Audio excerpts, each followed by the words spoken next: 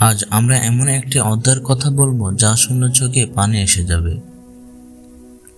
ইসলামের শুরুর দিনগুলোতে মক্কায় মুসলমান হওয়া মানেই ছিল অসহনীয় কষ্ট।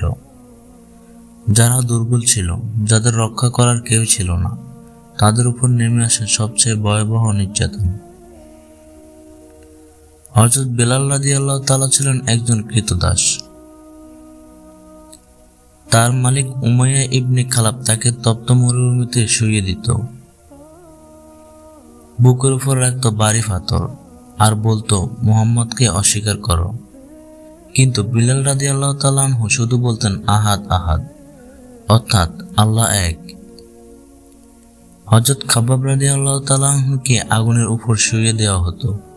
হযরত সুমাইয়া রাদিয়াল্লাহু তাআলা আনহুকে নির্মমভাবে শহীদ করা হয়। তিনি ছিলেন ইসলামের প্রথম শহীদ।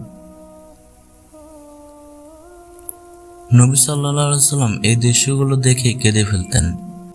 তিনি বলতেন, সবর করো হে ইয়াসির পরিবার, তোমাদের ঠিকানা জান্নাত। এই নির্যাতন আমাদের শেখায় ইসলাম এত সহজে আসেনি, রক্ত, অশ্রু আর ত্যাগের বিনিময়ে এসেছে। আজ আমরা নামাজ পড়ি নিরাপদে, কিন্তু তারা পড়েছিল জীবন বাজি রেখে। হে আল্লাহ, আমাদের ঈমানকে শক্ত করুন, যেমন শক্ত ছিল প্রথম মুসলমানদের ঈমান। আমিন।